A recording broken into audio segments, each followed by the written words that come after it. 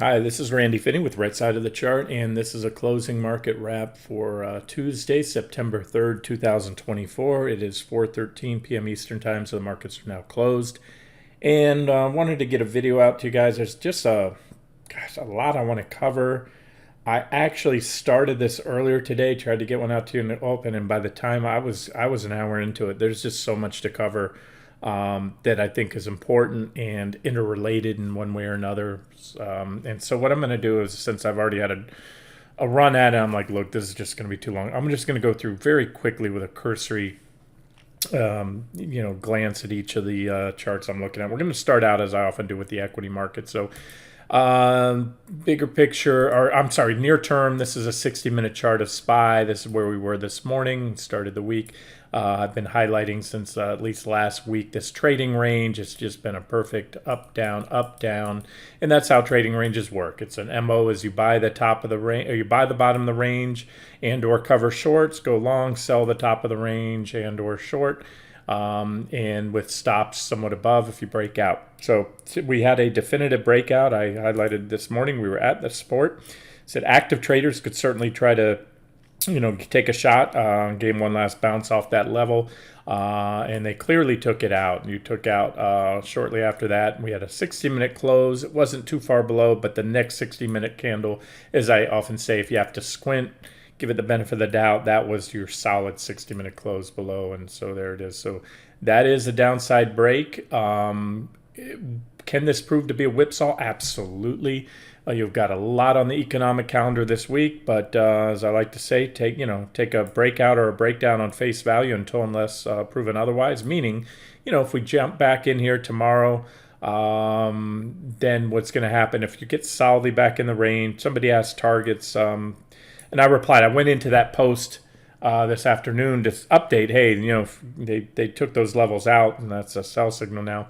And somebody asked target. I said, look, if we recover back above there, you've got this about 558.23 level. But if they get solidly up in there, then that's net bullish, and that means that's a false breakdown. The reason false breakdowns are bullish, they're also called bear traps. Bears will short, weekend along, sell out, capitulate, and the short sellers come in. And if you get back in there, then that's where their stops are. And the higher you go up, the more of those stops, and that gives you more of those stops are hit, I should say. And that gives you the fuel then to run up there. So I'm going to leave this here. This is just a potential scenario. It's not my preferred scenario. It's not a prediction. It's merely a what if scenario and how to trade it. So again, if they get back in here and you run at the top, there's a good chance they'll break it and then put in that divergent high. Remember, as of now, this was and still is a divergent high, that recent high. And we pretty much equaled it there. So let's just say, let me put the line over here. Let me move this to right there, put a flat line. So we made an equal, because we were skating along the top of the range, and then we had a break of the trend line. So that's a sell signal, the bearish rising wedge break, meaning this uptrend line here. And then sell signal 2 came here today. So as of now, that's it. And the VIX rocketed today. I got that out to you as, it's looking really good to me. I'll get to the VIX in a second, but again, so if that happens and they take it up there, and again, the catalyst can be, we've got a lot of potential market movement reports. If it happens soon, meaning most likely this week, for me, it's not going to change the technical. It is and I'm getting 3 steps ahead because it hasn't happened. This is what happened today, the breakdown. But if that happens, I would put a high probability that it'll just be another marginal new. It'll still be a divergent high based on how much these indicators are lagging. And so to draw it out, you'd have just bigger divergent high, larger negative divergences. And so therefore, and that's the SPY. I'm not trading SPY, I'm trading NQ. But that's what would happen there. But as of now, I can tell you definitively what happened. And that is we put in a divergent high, about equal with this previous one here. We traded sideways for the last week or so in a very well-defined range. We broke down up the uptrend line, and then we broke below the range. And as I said last week, the next, whichever way this range breaks is likely to determine the next direction of the market. Hard stop. That's it. So, as of now, again, I can sit here all day long and second guess the economic calendar, second guess. Somebody asked me my thoughts on the election. I replied there and used kind words. Let's just say I don't think highly of either candidate nor their policies. Neither I think would be good for this country, but that's that. I can't control that. I think the majority of the country is not voting for a candidate, rather voting against one, but that's whatever. I know some of you guys might love your candidate, and I'll just stop there. All right, so that's, yeah. And to that, and I replied that, look, I don't trade off the Trader's Almanac because Trader's Almanac will tell you, oh, well, XYZ is typically a bullish season. Seasonality is bullish during this week or this month or the day after this or an election year. Sure, all the bobbleheads are going to come on TV and tell you not to short in the market during the election year or do this or that. I don't go off that, because if you go off the Trader's Almanac, if it was that easy to just follow the historical bullish and bearish months, no, that doesn't always work. I go off the charts. I go where the charts tell me. Right now, this is what happened today. All right. So, and then that's just today. Let's jog back. Let me get to QQQ, and then I'll go to long-term charts. And I have to do that because I know there's always new subscribers coming. In fact, a couple came in last week, and I reached out to, I believe, all of you.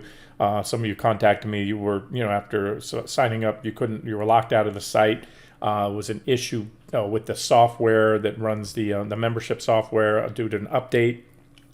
I believe you've all been granted access. I'm going to continue to monitor that and make sure you do, and I'll take care of that. So if you have a problem with the site, but you're somehow able to get in here and reply, to the comment section, let me know there, or support at rightsideofthechart.com, and I'll actively check my inbox this week. I usually don't stay on top of that very well, but and don't use that for any market related questions or commentary. That use the comment section on the site. Support. Contact form is only for issues, membership issues, subscription issues, things like that, credit card billing, stuff like that. Market top range. Okay, let me take it back a little bit further. Okay, so I just started out on the 60-minute chart.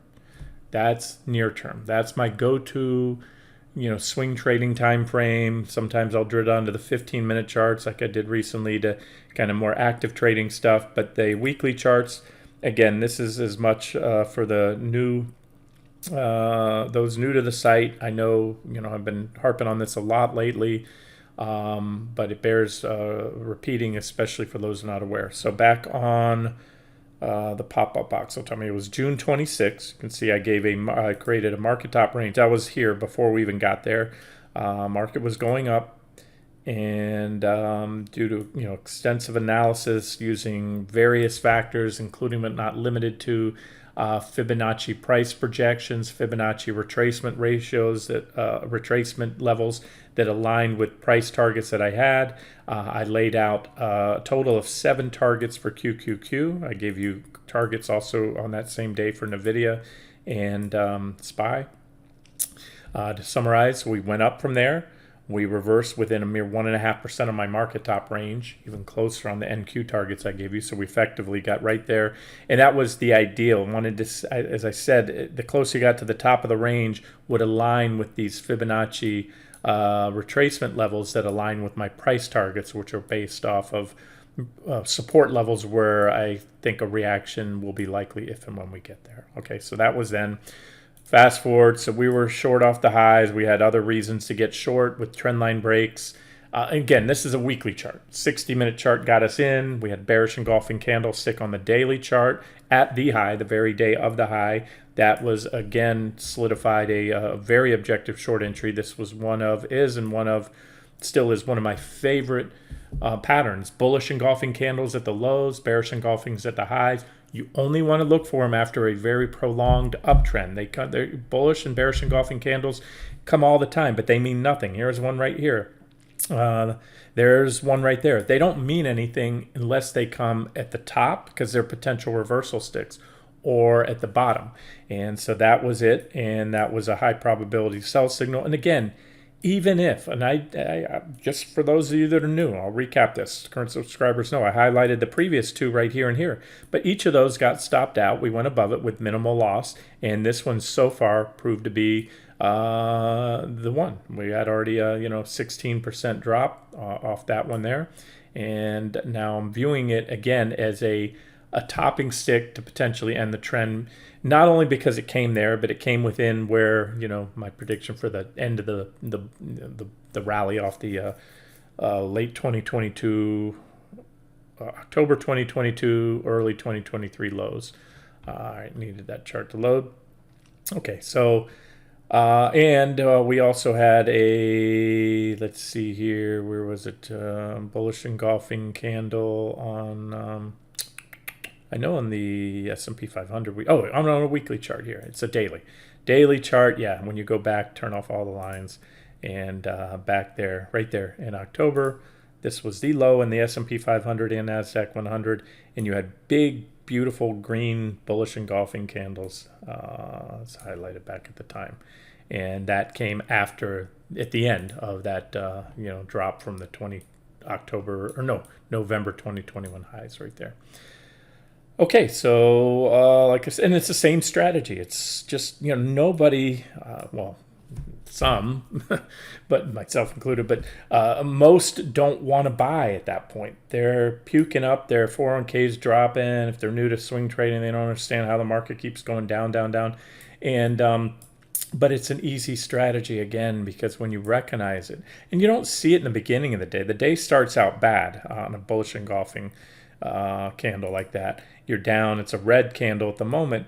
But then when you see that hard reversal come in the day, towards the end of the day, when you approach, get to the final hour or so of trading, especially in the last 20 minutes or so, you can see it's going to be finalized. You take a shot and your stop is just below there. And so you have very minimal downside compared to the upside potential. And the same thing here on this one. And the same thing on NVIDIA. That was the one I got out to you when I laid out these targets on the weekly chart, again on June 26th. I had also been calling for a pullback to test the 200-day moving averages, and looking to cover and go along there. And so we hit those that day. That was the this is a week. I keep toggling back to weekly charts. But I also, when I laid out those as well on June 26th, I also gave you comparable targets for the S&P 500 again, and made clear that was not my preferred trading proxy. I call it Grandma's Index. You're either going to get the call on the stock market right or wrong. So obviously, if you're getting more wrongs than rights, you figure it out, continue to cut your teeth, paper trade, figure it out before you commit. But then once you figure this thing out, again, you might as well get paid for it. Same reason when I'm bullish on gold, or when I'm bullish on gold, I'll typically trade silver or GDX, the gold mining stocks. And that's because they move up in a multiple. They follow gold, but they go up and down more, just like the Nasdaq 100, because it's just a more concentrated. It's got the same top holdings, but a much heavier weighting in them. And so you're just trading the Mag 7 on steroids and QQQ. And we did. We gained we had to outperform the drop in the S&P 500 by over 50%, I think it was. It was like 15-16% drop versus only a 10 in the S&P. And that's it. So but we did hit the first target. We hit the 200-day moving averages, that's a dynamic target. These were my static targets. Dynamic means that 200 days, like an uptrend line comes in at different levels every day. But that's where we hard reverse, went long there. And these are still the next targets, all the way down to T7, and especially on QQQ. Right here we have T7. And I want to say this again for new folks, that the way I see this playing out, if assuming I'm correct, and this was just the first leg down in the counter trend bounce we expected and positioned for, covering shorts that morning on the 5th, was also the NASDAQ futures hitting my 6 price target. I had different targets there on the futures, which my trading proxy, and expecting a potentially explosive rally. That would probably go in the double digits, and that's exactly what we had. And then the next leg down, see, I have T3, but I've stated this recently that I suspect that if I'm correct, we're going to start snowballing. Once we take out the 200s, Here, I'll get here. This is a weekly chart. They say 40-week moving average, right? The red and blue lines. And that's the same as a 200-day moving average if you put them on a daily chart. Because there's 5 days in a week. 5 times 40 equals 200. So on a weekly chart, just put up a 40-period moving average. It'll show you your 200 days. And so, again, what I can't do is guarantee if and when we're going to get there. I can tell you I think we will. But then when we do, what I can tell you too is my trading plan. I think we'll begin to accelerate the selling at that point, and you'll see a massive rush for the exits. Unwinding VIX should be continue to explode, and then we'll probably have very little, if any, reaction on T3. T3, remember, is a if and when we get to T3. My price target about 413. It's also a 38.2% retracement. So it is pretty good support. And again, in a vacuum right now, I will tell you if we get there anytime soon, they'll probably buy it. However, I am completely open, and we'll have to just look at it if and as it comes. That we may have very little, if any, reaction and go on down to T4, which is my price target at 384 and a quarter. That aligns roughly, and we'll probably overshoot that level. I can tell you, we'll probably come down to 50% Fibonacci retracements right there. And again, if you're wondering what I'm talking about, if you're new to this, the Fibonacci retracement is off the lows from October 2022 to the highs.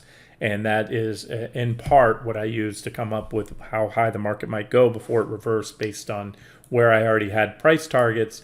But I wanted them, like I said, to align with that. And I also use Fibonacci projections, which will show you when you're at a new high on a security. There's no resistance overhead, so you can't target resistance levels, but you can use tools such as Fibonacci projections that show you where you might be going. Okay, guys, and then also, and last but not least, because this is very, very important to me, NVIDIA. Also back on, I just moved this, I keep moving them to get out of the way, but you can see I created these targets also back on June 26th. That was somewhere here, right after we topped. However, we were already short NVIDIA. That was a one stock. I think I only got you 1 or 2 posts when I was on vacation in Italy back then.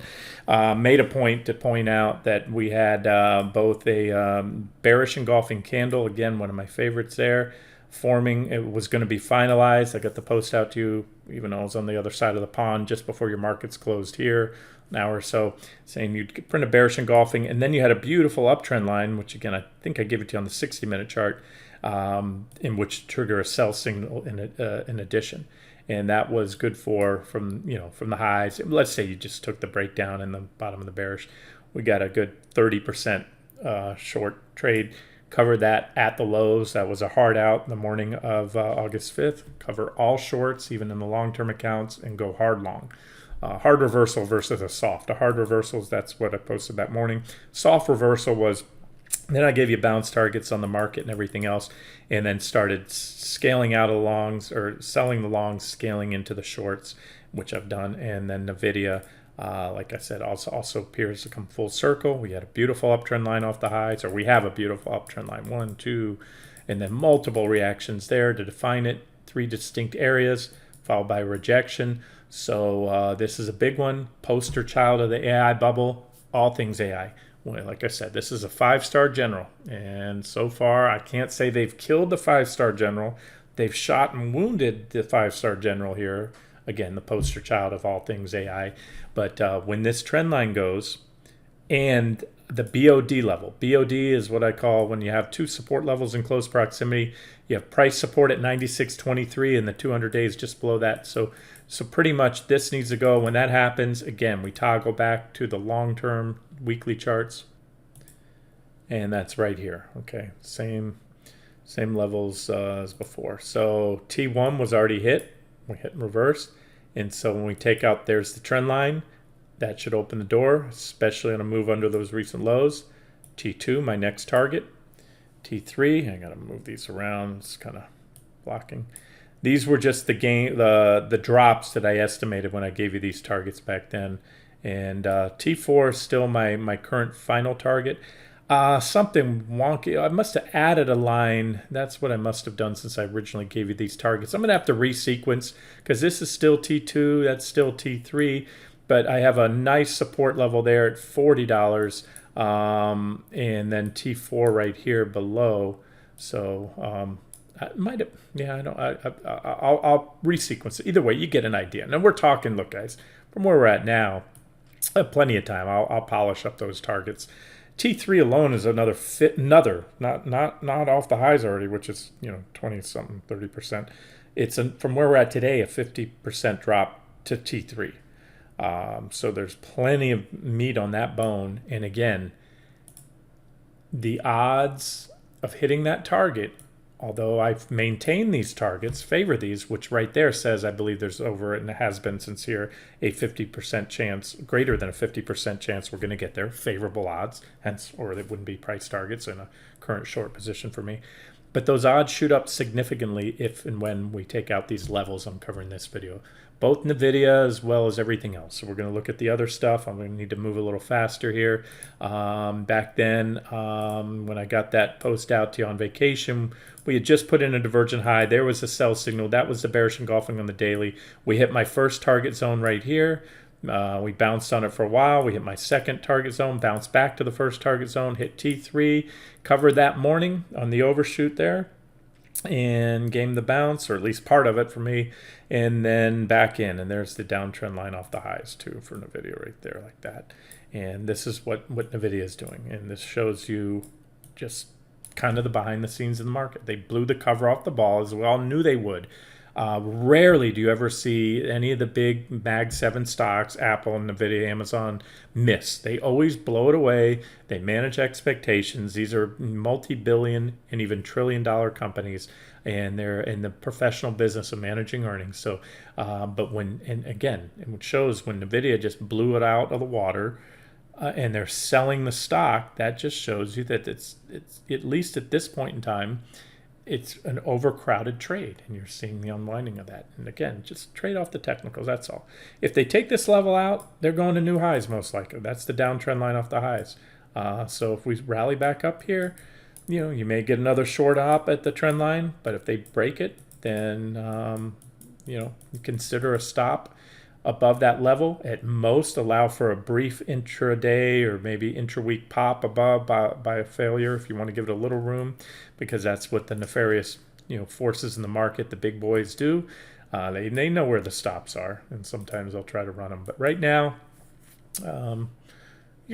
like I said, this is impulsive selling since that rejection at the trend line and then the uptrend line, the bearish rising wedge break. So there's NVIDIA. And again, I could have probably just covered NVIDIA and stopped there. And as I said, to me, that's everything right now in the stock market. And unless NVIDIA can power on up and break out, if NVIDIA keeps going lower, especially if it gets to my next targets, I all but give you my guarantee, because I'll never guarantee anything in this business. Even when I was a stockbroker, I would never guarantee anything to my clients. There was nothing guaranteed. Even I was probably the only stockbroker in the world that would, when they'd ask if a government bond's guaranteed, I'd say no, that's backed by the full faith and credit of the U.S. government, but anything can happen. They're and we'll see this in the future. They'll just technically default as our debt balloons in the coming years. They're not going to default and not make payments on Treasury. They're just going to keep printing more money, issuing more bonds, and technically devalue the bonds by paying the interest and maturing principal on the maturing bonds with by creating more money out of thin air. That's what we do. That's what they do. That's what they will do. So anyways, it's to me, they call it, it's technically, it's not a hard default, but that's what they're going to do. All right, guys, getting off on a tangent. I do want to talk about treasuries. Don't have time in this video. I want to cover NVIDIA and Broadcom. Let's talk Broadcom real quick. Okay, Broadcom is, as I mentioned this morning, the largest, second largest U.S. chip maker, and so this is also going to tell I believe, second largest AI chip maker as well, and they're going to report Thursday after the close. For those of you who followed me for some time, I like to play a little game called a fool's errand, if you like, but I like to predict which way a stock is going to go after earnings. Normally, I say in a vacuum, to take a position long or short in front of earnings is just a crapshoot, and most probably believe that. But what I've noticed over the years, if the technicals are clearly bullish or bearish, that determines the next direction of the stock. I don't have a strong convictions, I'm going to say, on Broadcom based on this, but I can tell you my technical outlook longer term. And if I have to, I'll call it down. That would be my guess. I'm not going to go individually and shorten this one. I still have my NVIDIA, SMCI, SOXX, but those shorts. But we put in a big divergent high right here. This is divergence that's been building for about a year or so. Then we took out this trend line. And when we covered the lows, I wasn't short this one in particular, but you can see a perfect technicals just played out perfectly on so many of these stocks. This is and has been for a while my primary uptrend line on Broadcom. Very, very well defined, comes off the October lows. Lots of clean, distinct reactions, zero violations.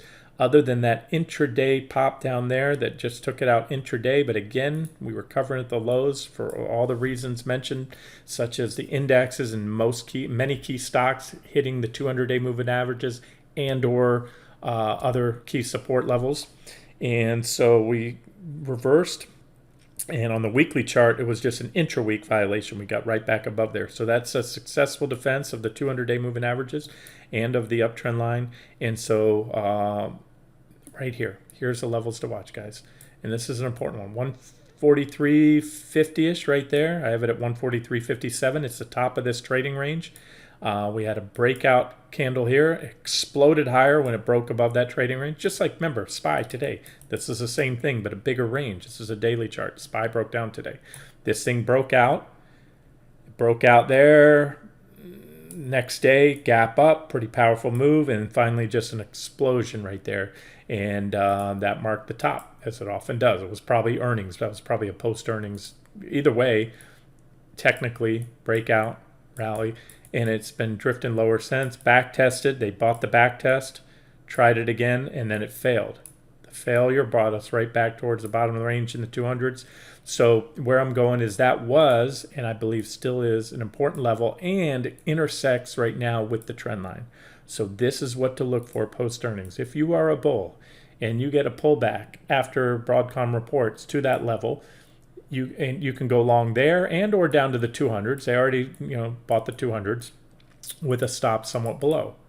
If you are a bear, you want to see that level get taken out, especially the 200s. If it happens in the after-hours session after they report Thursday, maybe it's the reaction that sticks, maybe not. It's always a little bit of a crapshoot.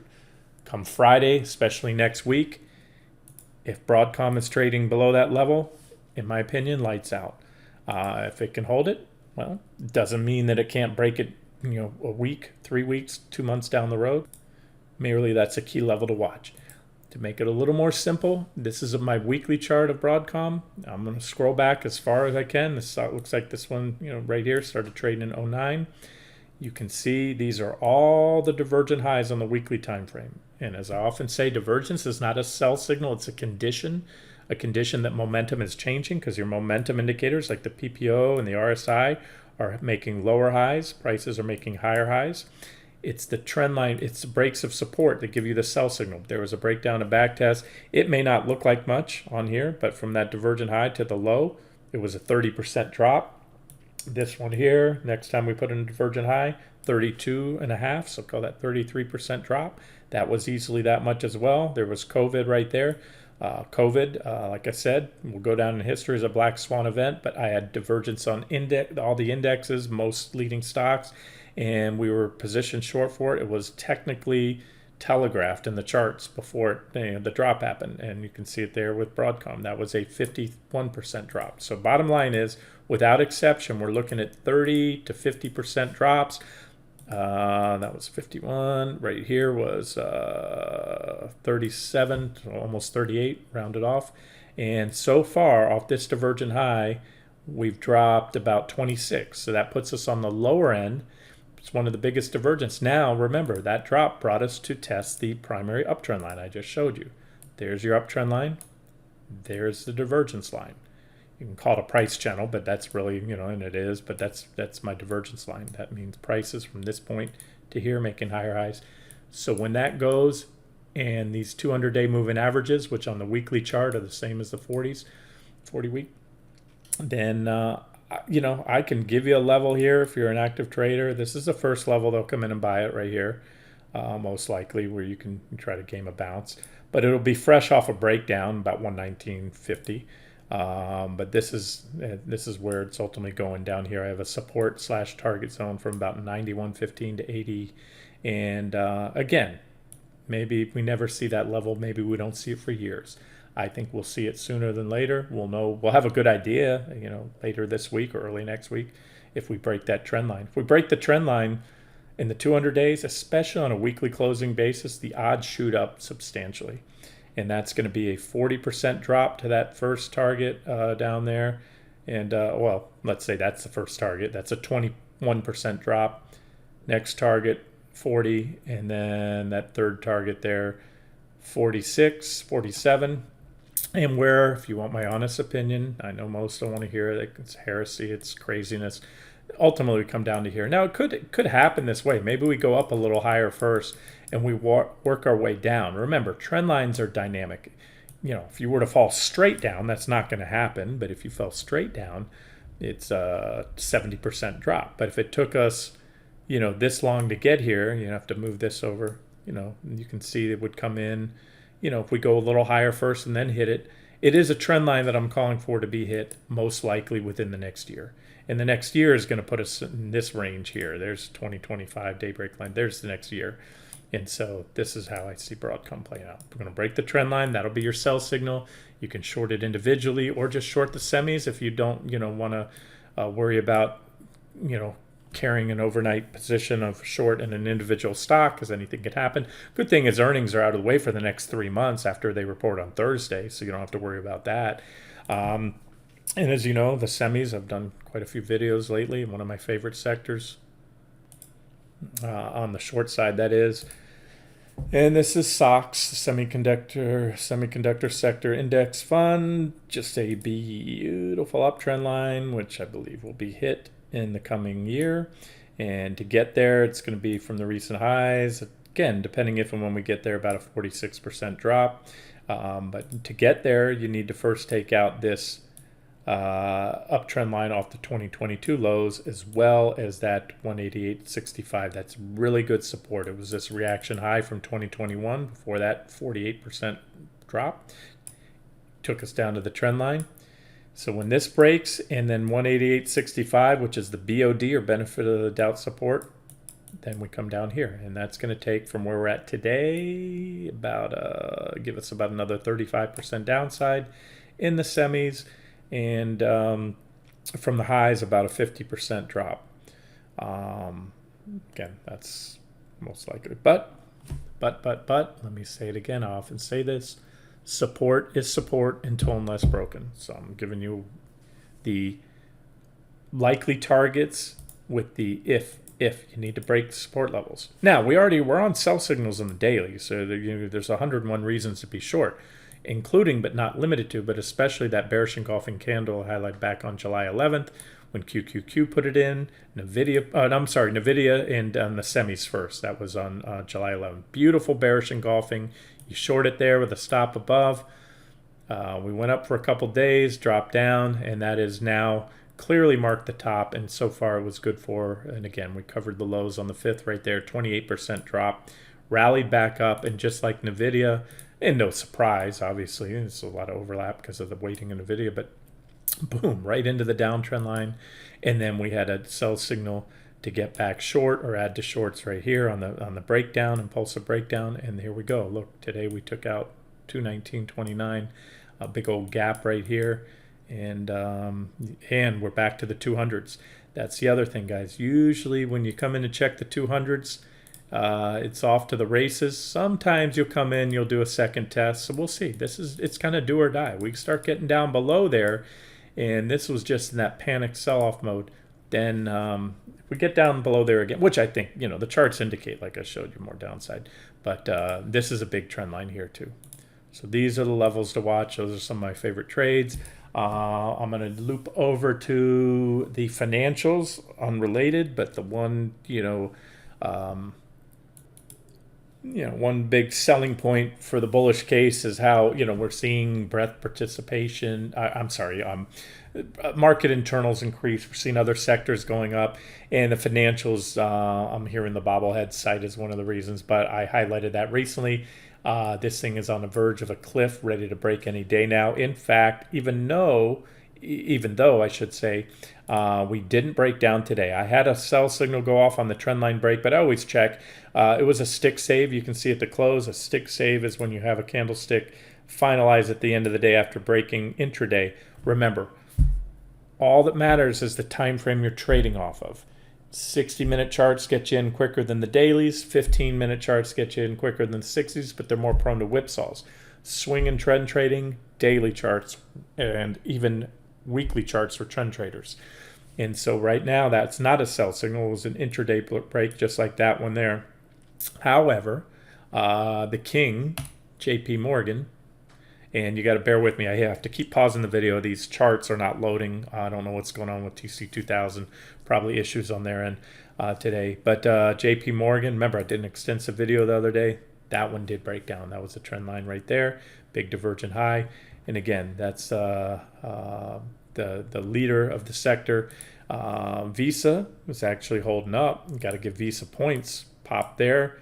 Big resistance right here at 282.53. And there's your uptrend line. So it's not an all-in yet, just because JP Morgan broke down, but I'm just kind of updating. I'm not going to go over every stock in here, but this is what we need to see. This needs a break. So, definitely a check mark for the bulls that Visa was up today, but it rallied into resistance. Check mark that it took this trend line, so it was a technically induced pop, but we need to now fall back down below this uptrend line, and especially back below this downtrend line off the highs to make this a failed breakout. And then also I'd like to see us below the 200s. MasterCard, there's the uptrend line to watch. Like with so many things, any equal or new high anytime soon. Again, if it's anytime soon, is guaranteed to be an even and much bigger divergent high. Typically, the bigger the divergence, the bigger the drop. But remember, divergence is not a sell signal. What is a sell signal? A break of this trend line is a sell signal. BAC, Bank of America, already topped here, broke the minor trend line, broke the more significant primary uptrend line, and nothing but a kickback rally with a sell signal to come up, break below this trend line. Again, I covered these extensively the other day. Berkshire has yet to break down, so I'm not putting a sell signal on the financials yet, even though JP Morgan broke down. But remember, XLF, the sector ETF, did not. But I'm seeing, a lot of these banks have topped. Wells Fargo peaked back here. Beautiful trend line break right there. Rallied back. There's big resistance about 61. If it takes that out, that's bullish, and probably give us a rally that could last into or after the elections. But you can see here the divergences. And when I draw big lines like this on the daily chart, those divergences show very well, even better out on the more important weekly chart. You can see the big divergences out there. So that's what they look like. Let me just cover a few more, because some of these banks took it on the chin today, the broker dealers too. Morgan Stanley, this is just a beautiful chart. Again, this was covered last week in the video on the financials. Divergent high at resistance. This was the peak back here in 2021 and 2022 with a big divergent high there, followed by that big drop that ended here. Rallied back up, rejected at the same level with big negative divergence. Went on to then give you a breakdown below the primary uptrend line, recently back testing. And then, if you recall in the video, I gave you an uptrend line here, minor uptrend line, which gives you this wedge, bearish wedge pattern. And there's a big impulsive breakdown. That is a fat old sell signal. The only thing better would have been a breakdown in XLF today, the sector ETF. But take it on, this is how everything starts. So again, it's not. It's just like the way I analyze the NASDAQ 100. It's collectively, the more those Mag 7 or top 10 components break down, or if I'm looking at the semiconductors, the more that I see break support, the higher the odds are that those breakdowns will stick and lead to, a significant drop, tradable trend. And so right now we've got a couple check marks in the financial, pretty good ones like this. I'd like to see a few more. There's Goldman Sachs. Goldman had that beautiful uptrend line off the lows, well defined. This is when everything was melting down. So it had a 1-day little 2-day hurrah below it, hit key support there. Reverse when we covered everything on the morning of August 5th, right there. Yep, August 5th. And as expected, bounced with the market. And now it's taken that trend line out. So I still think this trend line, even though it had that one brief violation, is valid. Took it out. I'd like to see this yellow level. This yellow line is the 50-day EMA. You can see Goldman, they buy the 50, they buy the 50, they buy the 50, they buy the 50. They broke it, but they got right back above it, and now it's testing it again. So it needs to break that, then 472.10, and then lights out. It's going to come down here to 483.73 and the 200-day moving averages. That'll be the first stop, and that's about a 10% drop. There's too many. I can't go through them all. Those are the ones that stand out today. So keep an eye on the financials for any further weakness. That will help firm up the bearish case. If the financials die, they don't have the weighting that they used to in the stock market, even the S&P 500, but they are a significant sector, and again, it's more of a tell on the economy as well. Gosh, so many. This video is going to go. No, we're only the 40-minute mark. Okay, I'm going to cover a few more things. We'll wrap up here. So those are the things to watch. The others are wheat. I still like wheat. Wheat is clearly taken out. Remember, we had this divergent low recently. Big positive divergence. We've been diverging, bounce, bounce, bounce. We had the last buy signal was on a break of this minor trend line, little wedge, and we took out R1 resistance, which was intersecting downtrend line and 492 resistance level. T1 still the first target. You have 4 targets here on the 60-minute chart. I will most likely add additional targets based on the longer term charts. This is the weekly chart to just kind of summarize what wheat's done.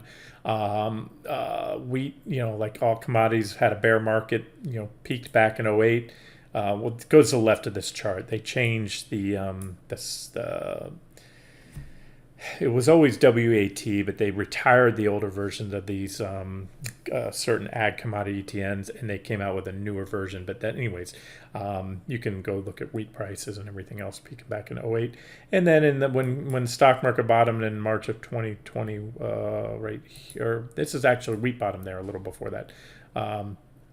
July of 2020, and put in a big divergent low right here. So this was support, you can see. We broke above the primary downtrend line, back tested. We were long there, rallied up. That was the invasion of Ukraine. Got a little crazy, went parabolic, then broke the uptrend line, and we've come back full circle. So from a long-term perspective, and we have nice positive divergence. We had a breakout. I highlighted it then. Thought that could be the one. We did. We went up and hit some targets. What's on the 60-minute chart? I keep showing this, giving you targets here on the 60-minute chart.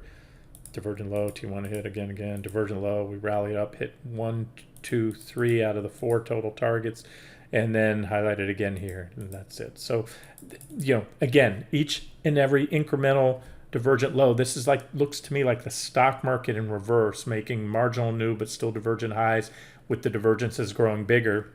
And I think what we're seeing or going to continue to see going forward is a shift away from risk assets into things, especially if my recession calls right. Typically that's deflationary, but again, the charts on wheat are constructive. So I'm not going to try to guess our commodities or any one particular commodity. Crude usually goes down, almost certainly in a recession due to demand destruction. But and I'll talk on that real quick. Let me segue into natural gas. But let me just show you wheat futures for you futures traders.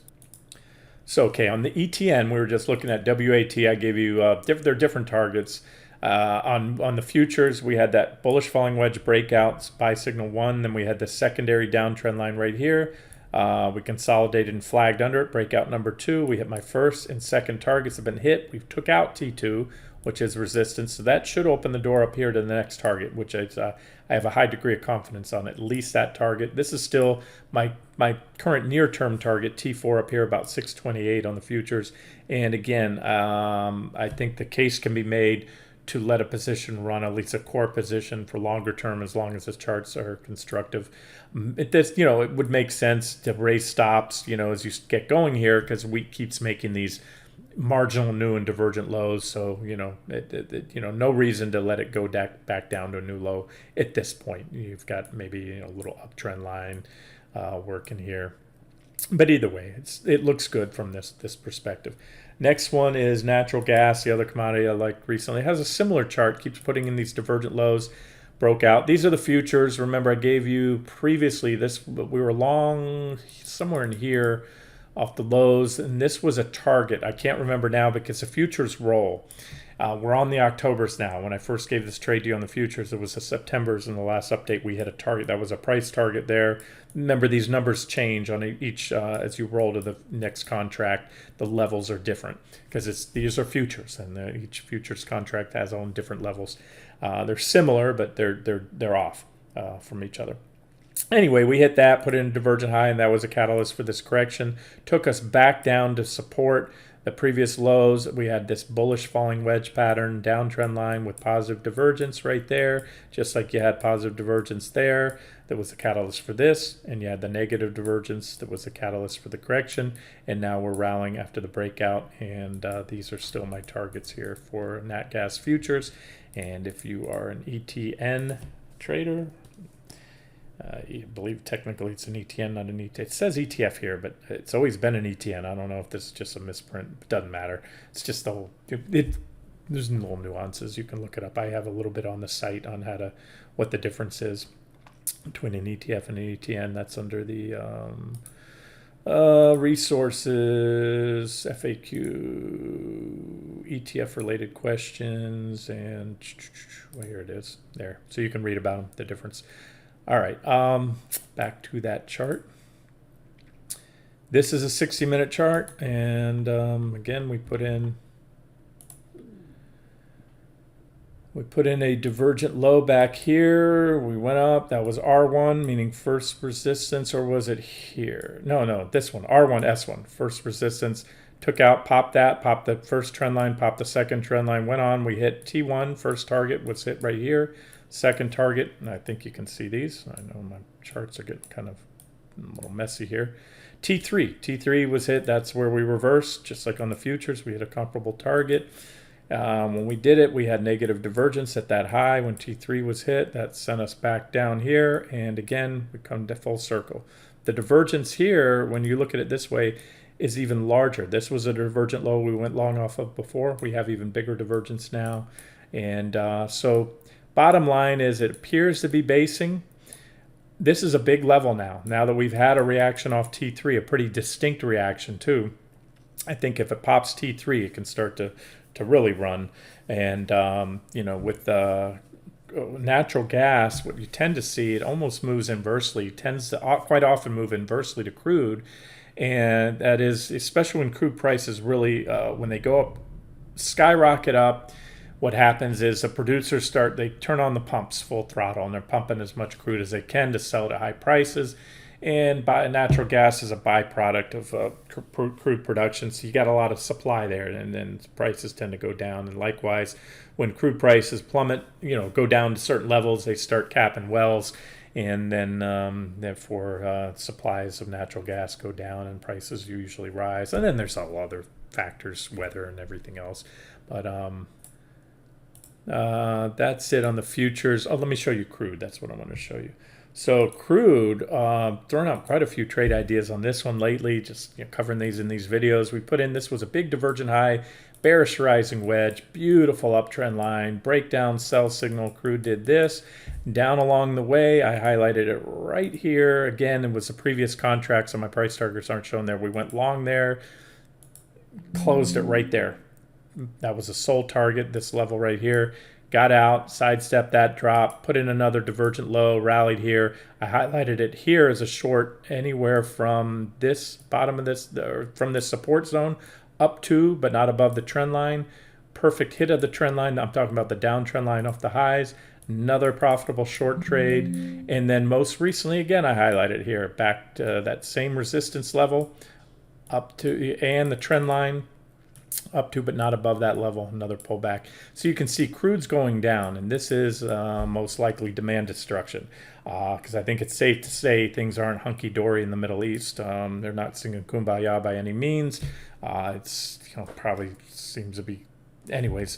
And so when you're seeing crude dropping, even with tensions still high in the Middle East, that kind of is a tell as to what's going on in the supply demand, or the demand side of things, I should say. For what it's worth, I have no opinion or position in crude right now. Just wanted to show you that's the natural gas I do like. The chart, if anything, it's probably due for a bounce soon. You've got you come in here and say, it's a previous reaction low right there. But I can't make a strong case. I don't see divergences. I don't see overbought.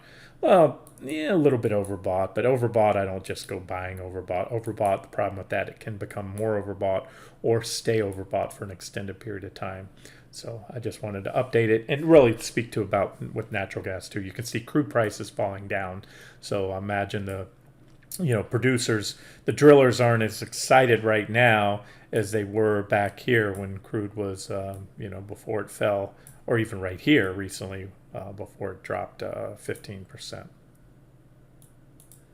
And that's it. I think I already covered the VIX, VIXY earlier for you. I believe I did. If I didn't, I should have covered that with the stock market. And nice move up today. What else?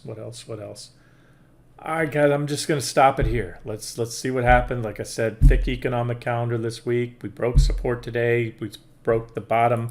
If I didn't show it this way, I know I showed it on the 60-minute chart on SPY, but on the daily, you can see it on the daily right here. Right here. There's that recent trading range I've been highlighting, and you can see very clearly that we broke to low. With the heavy economic calendar, the odds are increased that this can prove to be a whipsaw, and if it is, then react. You get back in the range, they may run it to the top of the range, and they may even pop it above and put in that marginal new high. Otherwise, that is not what has happened. What did happen is a breakdown. That is a sell signal. I'll take it as such on face value unless it's proven otherwise. And see this? PPO. That's been a pretty reliable trend indicator, especially during volatile periods when you get what I call clean hills. This is an inverted hill. What I'm talking about is when volatility is low in the PPO, the separation between the signal line and the signal line is the white line, and then the blue line here. During periods of kind of low volatility or sideways action, you get these small hills, and then you get whipsaws. It doesn't mean much. I like to see clean, big hills, big like this, big like this. When you get the bullish and bearish crossovers, there's a bullish crossover. It happened right here. This followed. There was kind of, but then you developed this big red hill right here, and you had a bullish crossover. Now, we were already long here off the lows, but that just said, hey, we're in a bull trend. That should have been something I should have picked up on and probably, milked out more of the long side. But believe me, I'm very happy with my gains this year, and especially over the last few months. Anyways, we have now pending. It hasn't happened yet, but sometimes you get whipsaws. Sometimes it looks like it's going to cross, or it does briefly, and then it doesn't. You get the other things. But when you have the clean hills, usually you can see. And again, remember guys, these are momentum indicators. So this is showing you the histogram doing this, showing you the PPO lines coming down, poised to cross over. You can almost anticipate. You can't bank on it, but you can kind of see the trend where they're going. And a few more days of downside, you're going to get a bearish PPO crossover, and it'll be the first bearish PPO crossover since this one right here that came right after the top. Okay? And especially if it comes also like this one did right after a sell signal. So I don't trade solely on the PPO, but you had a breakdown there, sell signal, another breakdown there, a back test, and the back test occurred while we were solidly red on the histogram, and that was an objective short entry there. Okay, I got to stop it here. We're at the 53-minute mark. Let me get it out to you. It's not much shorter than the previous one, but I got everything in I wanted to. And if you guys want updates on anything else, gold. I got to do it in the next video. The yen, I'm watching the yen closely, big levels there. The yen and the dollar, but I'll cover that in the next video. We're a little bit above support now. I'll just, I'm just going to show it to you here, so you know what I'm talking about. USD/JPY. Let's see if these charts are still. Oh, there they go. It's starting to load now. Right here, this level. Take a make sure you're using log scaling. Come off the 2021 lows. There is a to me, very significant uptrend line. We just tested it the other day. This was coincided when we were short the markets. We also had a breakdown in the yen, big drop, and I'm sure you've heard about the yen carry trade being, unwinding, or at least that was what the media cited as the cause, and it's certainly a thing. And so if this trend line breaks, the yen's going to have another leg down. These are my targets on the daily chart. That could happen. It could happen tomorrow. It can happen 6 months from now. It's something to watch for. I have a price alert set there. If it does, what that means, you're going to see further unwinding of the yen carry trade, which is where they borrow in cheap yen to turn around and buy the higher yielding U.S. securities. And think NVIDIA, think Microsoft, Facebook, QQQ, even Treasury bonds for. And so that's something to watch, and we're in close proximity to the level that the uptrend line. So, all right, guys, I'm going to wrap it up here. Get the video out to you. This has been Randy Finney with Right Side of the Chart. Have a great day.